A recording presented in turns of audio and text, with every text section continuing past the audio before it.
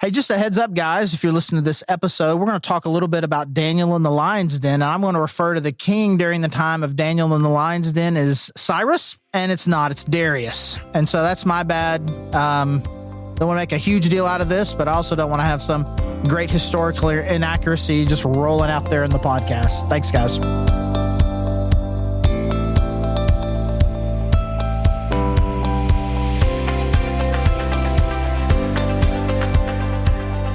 Hey everyone, this is Charlie Lofton, the lead pastor at the Grove Church, and thank you for joining us for our Cultivate podcast, where we are currently in a series where we're working through what's called the Panorama of the Bible, where we have borrowed some material from Fellowship Bible Church here in Northwest Arkansas. The founding pastors there, Robert Cupp, developed this, over 30 years ago, and it's just incredible material to kind of help us understand just the big picture context of the Bible. The Bible is telling one big story about how God is redeeming the world to himself. God, a creative, loving God, has created people. People have turned from him, and God is wanting to redeem and restore the people back to him.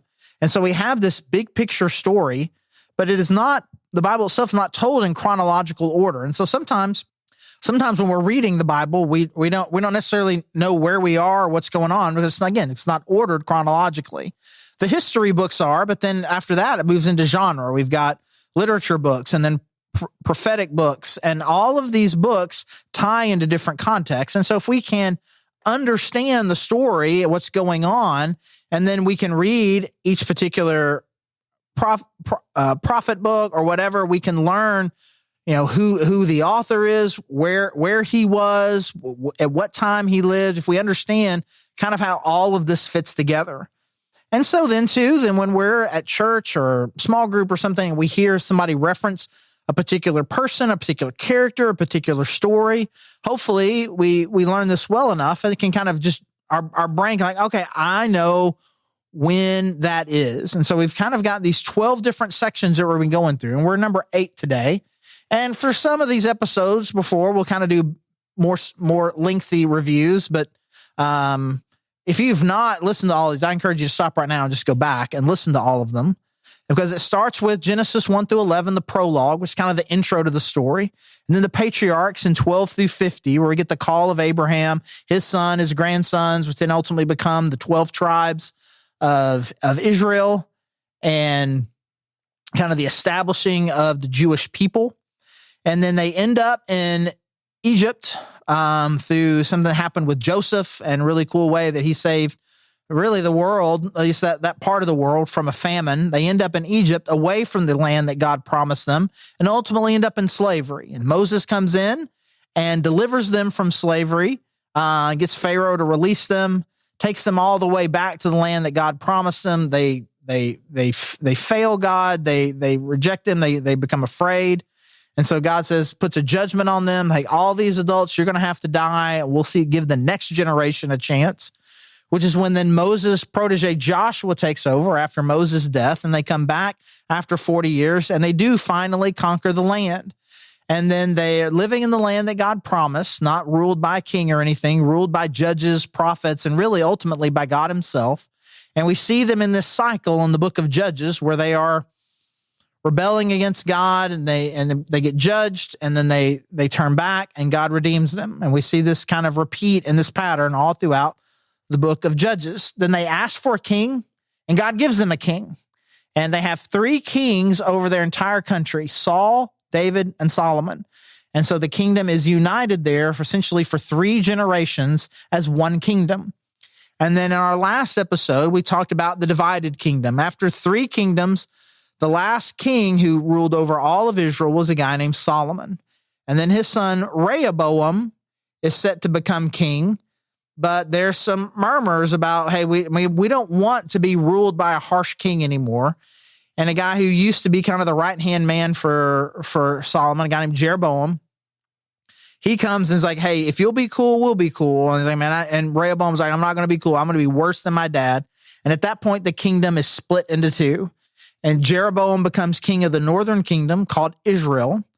And then Rehoboam, Solomon's son, becomes king in the southern kingdom, which is called Judah, which is the tribe, one of the 12 tribes, and particularly the tribe that David, Solomon, and Rehoboam, the tribe that they are a part of. And so this happens around 931 BC. If those of us trying to keep track of all of this chronologically, around 931 BC is when the monarchy is split into two kingdoms, Israel in the north and Judah in the south. And in 722 BC, the Assyrians come, and God is he's been bearing with the northern kingdom, bearing with them, but they continue. If you'll recall from last session, there were never any good kings, no faithful kings. No one was trying to be faithful to God there in the north. But because they're God's people, he continues to try to be patient with them. But after 200 years, kind of brings about this next level judgment from the Assyrians. Make sure I'm a Southern guy and make sure we're enunciating well. It's not Syrians like Syria. It's Assyrian, the Assyrian people in 722 BC come and conquer the nation of Israel. And then they are put into exile. And that's what this section is.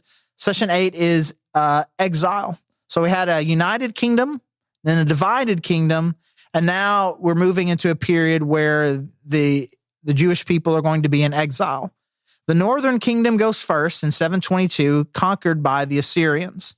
And there's a couple of things that are going to happen here that, again, we're kind of running on two different timelines to a degree. So we've got these two different timelines where the Israelites are going to, from the north, are going to be conquered by the Assyrians.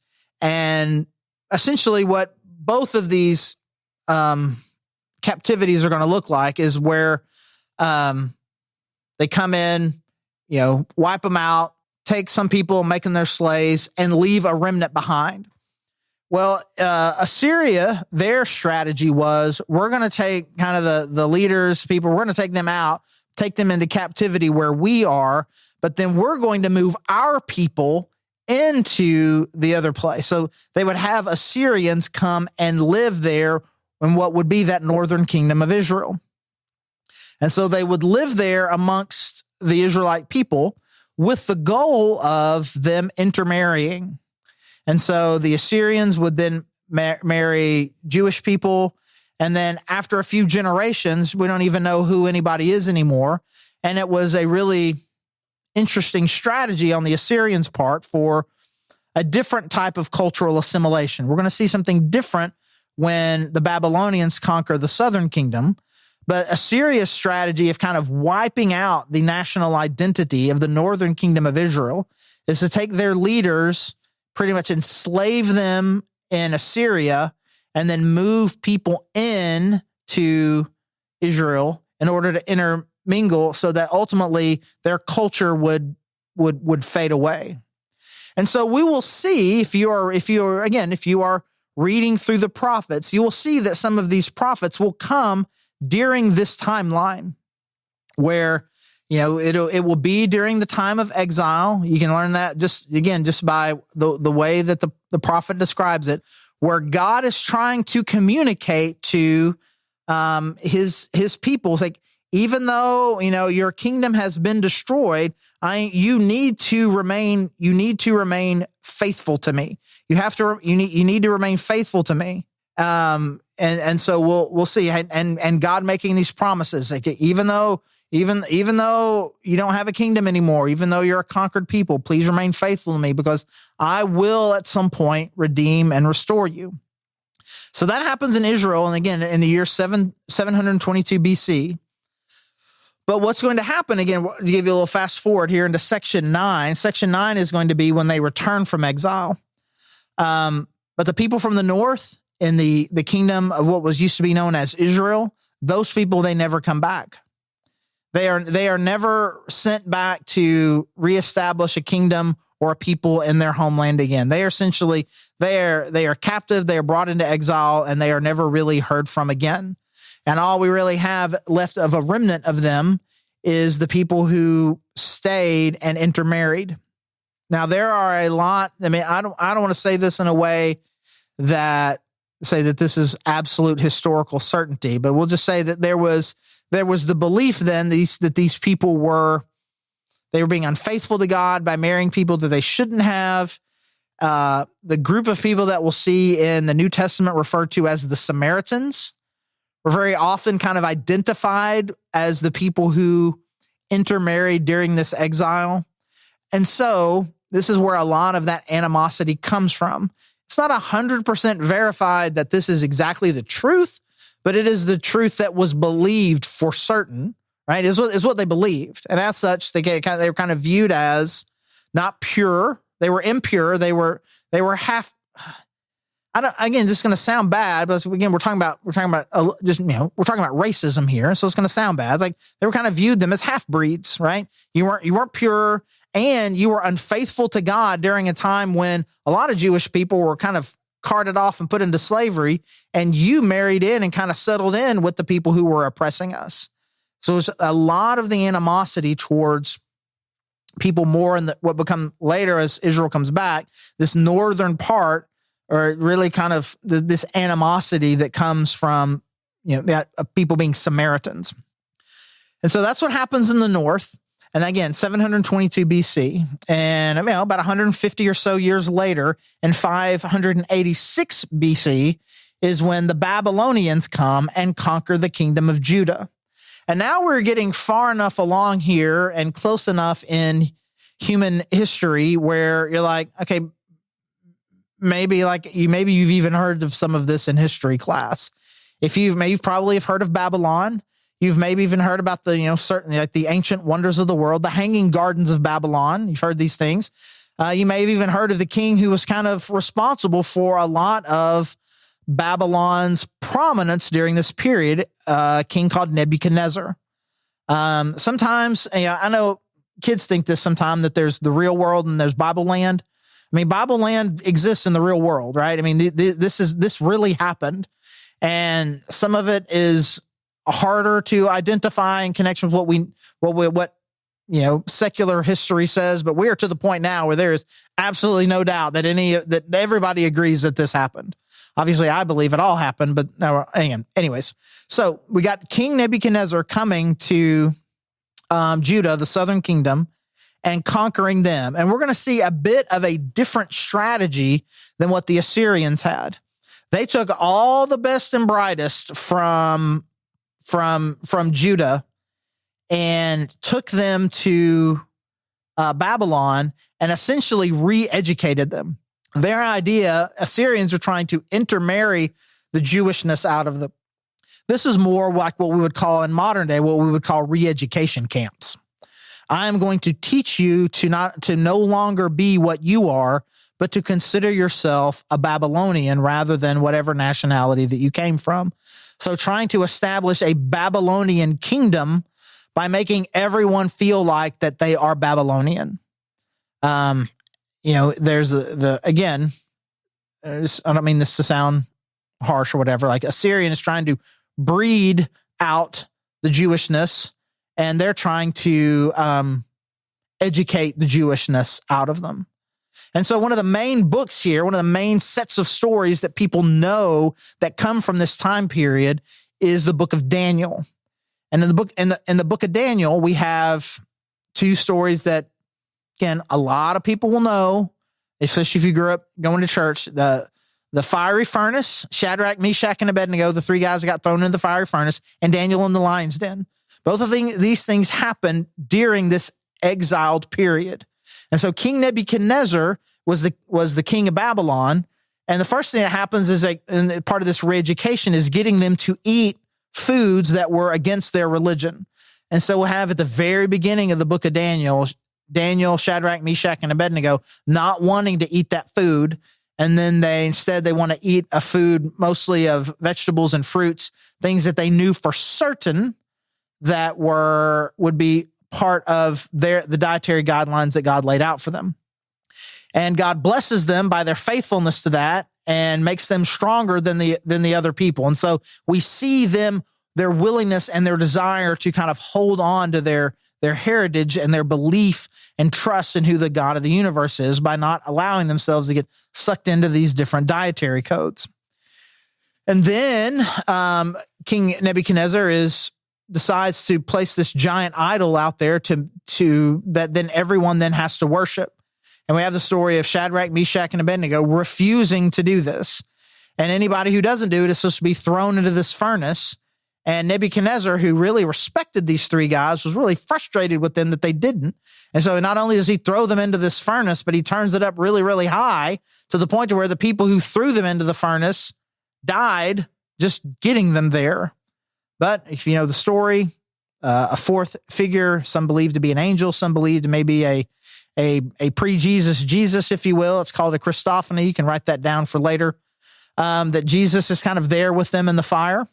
And now you can do this. There are some worship songs that maybe you're even singing on Sunday morning where who's somebody standing in the fire, there's a fire next to me, right? You're like, where does that come from? Now you know it comes from the story of Shadrach, Meshach, and Abednego. That comes in section 8 of Panorama of the Bible, which comes in the Exile in Babylon. Right now you're putting some historical context to all of this, and we're just winning everywhere while we're singing, while we're studying, while we're driving around, whatever it is we're doing right now as we're listening to this podcast. And so again, we have this exile where they are taken into to Babylon, but the Babylonian kingdom is not the only. So the Babylonians don't last forever. Obviously, there's not a Babylon today. They are actually conquered by the Persians, and that's when we kind of get to some of the later parts of the book of Daniel. Daniel and the lions then happens at this point. King Cyrus is king then. He is not Babylonian. He is Persian. And he establishes a rule where you can't pray to your God anymore. If you're going to pray, you have to pray to the king of Persia. And Daniel refuses to do that. He continues to pray to God every day, again, maintaining both his cultural heritage and also his faithfulness to the one true God. And the law was such that anybody who did that had to be thrown into the lion's den. Again, the king really loved him, believed in him, was upset that he had to do this, and God saved him in the lion's den. Again, a story that is well known, especially in children's Sunday school circles and in VeggieTale videos. Both of those stories, actually, the fiery furnace and this one are found in VeggieTale's videos. If you want to know about the fiery furnace, that's the one with the chocolate bunny, which I will not, as I have not done the whole time. Anytime I reference a VeggieTale video, I will not be singing the song about the chocolate bunny, even though it is, I think, maybe the best one. Anyway, so this happens during this period of exile. And ultimately, as different kingdoms, different kings come into to power, and they get kind of further and further removed from that Babylonian captivity, we're going to slowly start seeing different kings releasing and allowing some of the Jewish people that were initially taken by Babylon or their descendants, right? We're eventually going to see them allowed to be sent back to rebuild and reestablish the Jewish people, if not the Jewish kingdom, at least the Jewish people, and allow them to have a cultural identity again. But that will be in the next section where we talk about the return from exile. So to make sure, again, that we understand kind of what books go with what, the kingship section, 6 and 7, 1st and 2nd Samuels, 1st and 2nd Kings, 1st and 2nd Chronicles. Your exile, your primary books that you're looking there, the book of Ezekiel, the book of Daniel, some of Jeremiah. This is where we get most of our history and understanding of what is going on during this exile time. And then we're going to start moving from there to Ezra, Nehemiah, Esther. These are the things that happen after some of the kings start to release and allow the Jewish people to come home. So again, to make sure that we are putting all of this together, make sure we are understanding this timeline all through the Old Testament, where there was a time when God calls Abraham. They end up in the promised land. They end up in Egypt because of a famine. They have to be freed from slavery. Moses does that, takes them back to that. They are essentially self-ruled for a while with these judges, with Joshua and the conquering judges during this time of judges and prophets ruling. There's a united kingdom for 3 generations, Solomon. Then the kingdom is split into 2, Israel in the north, no good kings in Israel, some good kings in the southern kingdom of Judah. 722, which is where we are today, 722, the Assyrians come and conquer the northern kingdom. Intermarrying happens in what's left, and essentially the northern kingdom never returns. About 150 years later, Babylon comes, conquers Judah, takes them into exile, tries to re-educate them, which is successful to some degree, but God maintains this faithful remnant. If you're reading these prophets, Ezekiel, Daniel, you're hearing all of this, you're just getting this sense of just how God is keeping people faithful. And then again, it references all of these Old Testament prophecies that we'll see in other things where it's like, hey, eventually things are going to go so bad and God's going to do this and this thing's going to come. But don't worry, God's always going to maintain a remnant. And that is kind of this primary theme that we have during this exile time. This primary theme of God is always going to hold on to a remnant. Even though things are going bad, even though things really seem like they couldn't be worse, we don't have any identity anymore. We don't have land anymore. We are being punished. We're being tortured. We're being enslaved. We're being killed. We're being re-educated. They're trying to get rid of us. God, beginning to end, says, I will maintain a remnant. I will make sure that my name and my people will remain. So we see that. We see God's faithfulness of that in Daniel through his life, through Shadrach, Meshach, and Abednego. And then when we get to the people who are ultimately going to be able to get sent back, like Ezra, Nehemiah, Zerubbabel, these guys, we're going to see that God for generations maintains a group of people who stay faithful to him. And so again, the emotional, spiritual plot here of being that even in the worst of times, God is going to remain faithful to his people, to his promises, and that we can always trust in that. So this was obviously in the time of the Jewish people a very dark and scary time for them. But even in the darkest and scariest times, the faithfulness of God can be seen. So again, now we are 8 lessons through here as we're kind of working our way through these different sections of the Old Testament. Again, some of these are going to be a little bit shorter because even though they may carry a lot of time, they don't carry a whole lot of books of scripture. But if you're really interested in this, again, Ezekiel and Daniel are your primary books there. And so we're now in exile. Come back, join us next time where we're going to talk about the return from the exile, which again is going to take us all the way through the Old Testament, which again is about, this will make 9 of the 12 are going to be Old Testament and 3 are New Testament, which again, probably makes sense but on the chronology. Think about the thickness of the Old Testament versus the New Testament. Anyways, really glad that you're joining us. And I hope that God is using this in some way to kind of help you piece together the story here, help you understand where all of these different names that you've heard, Abraham, Moses, David, Daniel, that I know these names, and now I can begin to understand where these different people fit. And then as I'm reading through the Bible and I'm reading about this is happening to this group of people at this time, that I'm understanding that God is helping me piece all of this together, how all of this fits, help me more fully understand the power of the story and what God is doing cover to cover in the scripture. I encourage you to keep joining us back. We got a few more episodes left of this, and thanks so much for joining. And if you are here, you are local to Northwest Arkansas, we would love to meet you. You can come visit us anytime you'd like at the Grove Church. You can find out all that information at thegrovechurch.org/connect. Or if you are out of state somehow and you have found us, we would still love to meet you. Go to the same place. Let us know you're listening. You can join us online. We are always streaming our second service. And whether in person or online, we would love to meet you and help you any way that we can. Thanks again for joining.